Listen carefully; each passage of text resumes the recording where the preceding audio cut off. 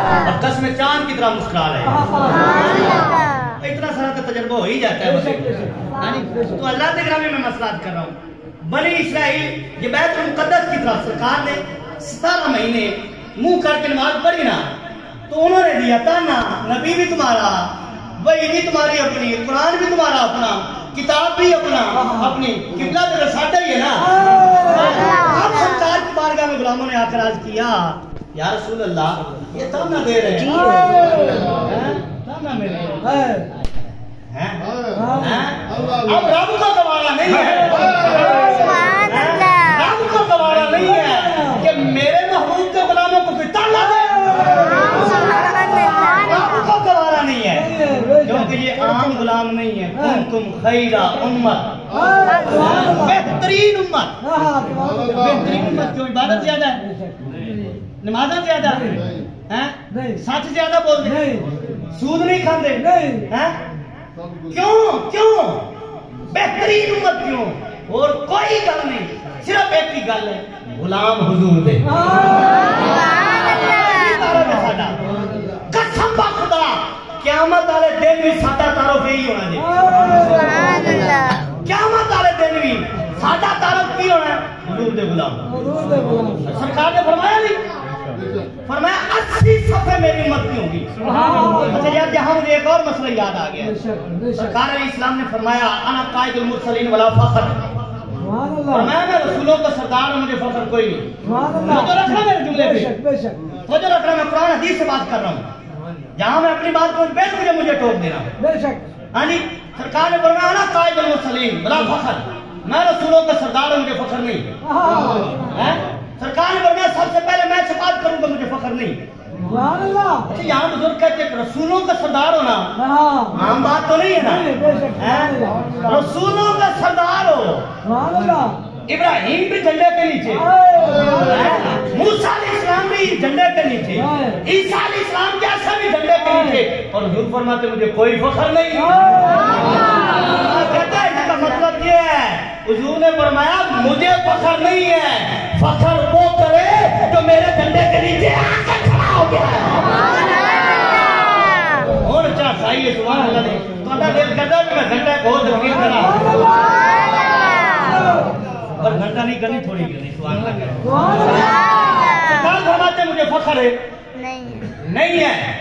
رسولوں کا سردار ہوں فخر نہیں ہے. لباس حمد میرا ہوگا مجھے فخر ہے نہیں ہے. لیکن سرکار کیا فرماتے ہیں حضور نے فرمایا میری امت کی 80 صفحے ہوگی فرمایا سارے نبیوں سے میری امت کی تعداد زیادہ ہوگی. اور حضور فرماتے ہیں قیامت کے دن میں اپنی امت پہ فخر کر رہا ہوں. اور میں اپنی امت پہ فخر کر رہا ہوں. اچھا قیامت کا دن ہوگا 80 صفحے حضور کی امت 40 صفحے سارے نبیوں کی. اچھا یہ صفوں کی تعداد ہے لمبی کتنی ہونی ہے یہ مشرق سے مغرب تک اتنی لمبی صفحے 120 صفحے 40 صفحے سارے نبیوں کی اور 80 صفحے اکیلے تیرے اور میرے آقا کی. فرماتے میں اس پہ فخر کروں گا. اور ہوگی کون سی پیچھے کھڑا ہوگا نا تو حضور کا غلام تو کون ہے انہوں نے کہا میں حضور کا غلام. پتہ ہے کی کہنا پھر پیچھے کیوں کھڑا ہے سبحان اللہ. پھر حضور کا غلام تو پیچھے آگے چل جا. سبحان اللہ. مجھے ایک مدد کی اور روایت یاد آ گئی. معراج کی رات ہے. اللہ تعالیٰ نے فرمایا پیارے تیری امت کو آخر میں بھیجا ہے تجھے آخر میں سب سے بھیجا ہے اور تیری امت کو بھی آخری امت بنایا ہے. برا تو نہیں لگا برا تو نہیں لگا. قربان جائے حضور کی محبت پہ. ہاں جی یہ میں شہر ختم میں بھی بات عرض کی تھی جو پچھلے دن آیا تھا کہ معراج پہ جا کر بھی معراج پر بھی جا کر اللہ کے جلوہ خاص میں جا کر بھی جہاں کوئی ایم پی بن جائے نا ایم پی بن جائے اس سے ملنے میں تم جانتے نہیں تیرا تعارف کی ہے کوئی تھوڑا مرتبے پہ چلا جائے نا وہ کہتے میں تو جانتا نہیں مجھے تو تیرا پتہ نہیں ہے رشتہ داروں کو بھول جاتا ہے اور حضور کی محبت پہ قربان نہ جائیں. حضور معراج پہ جا کر بھی کسی اور کو یاد نہیں کر رہے, اپنی امت کی بات کر رہے ہیں. سبحان اللہ سبحان اللہ. اب اللہ تعالیٰ نے فرمایا پیارے تجھے آخر میں بھیجا برا تو نہیں لگا؟ نہیں. پھر آپ نے فرمایا تیری امت کو آخری امت بنایا ہے, برا تو نہیں لگا؟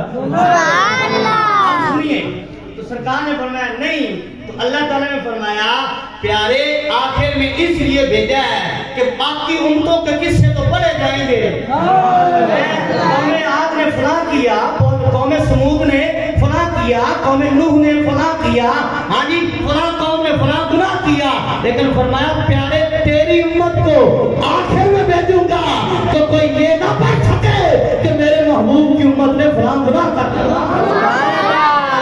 پھر آگے فرمایا پیارے بھیجا آخر میں ہے, آئی آخر میں ہے, لیکن جائے گی پہلے. جنت میں جائے گی پہلے, کیونکہ یہ عام امت نہیں ہے, یہ محبوب کی امت ہے. بالکل آخر میں وہ انہوں نے تانا دیا حضور کے غلاموں کو.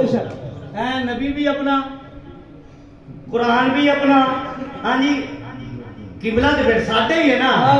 اب غلاموں نے آ کر عرض کیا حضور کی بارگاہ میں یا رسول اللہ وہ یہ بات کر رہے تھے تو سرکار نماز میں کھڑے, نماز میں کھڑے ہیں اور حضور نے ایسے دیکھا.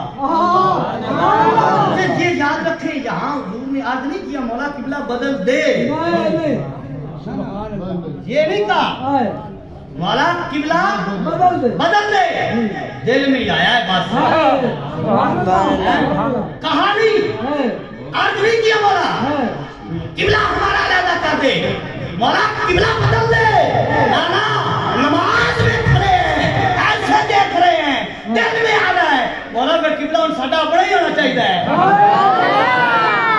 یہ نماز میں کھڑے ہیں تو اور میں نماز میں دیکھے, حکم نہیں کہ دیکھ, حکم نہیں ہے دیکھنے کا.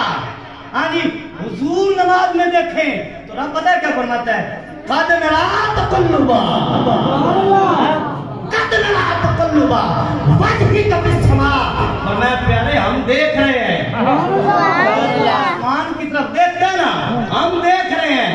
آگے پتہ کیا فرمایا, فَلَنُوَلِّيَنَّكَ قِبْلَةً تَرْضَاهَا. والی نولی جنہ کا قبلۃً ترضاها کیا مطلب ہے؟ فرمایا پیارے منہ پھیر, قبلۃً ترضاها جدھر تیرا دل کرتا ہے. می مریا کستوریاں دا, می مریا کستوریاں دا. ہاں جی اور جدو یار نے چوڑیاں زلفاں کعبہ ادھر ہی بنیا جدھر یار نے موڑیاں زلفاں. کوئی رہ سدرہ تے یار گیا, کوئی رہ فلک تے یار گیا, کوئی جا سدرہ ہار گیا. ایک کالیاں زلفاں والا سی جڑا لنگ عرشوں بھی پار گیا. اللہ نے کیا فرمایا, اللہ تعالیٰ نے کیا فرمایا قبلۃً ترضاها, مطلب ایک اور رکھنا. اور میں پیارے جدھر دل کرتا ہے نا, اگلا مسئلہ لے جائے فَوَلِّ وَجْهَكَ شَطْرَ الْمَسْجِدِ الْحَرَامِ, یہ آگے آیت آتی ہے, لیکن یہاں پتہ کیا ہے, اللہ نے فرمایا پیارے جدھر تیرا دل کرتا ہے تو چہرہ پھیر دے, ہم اس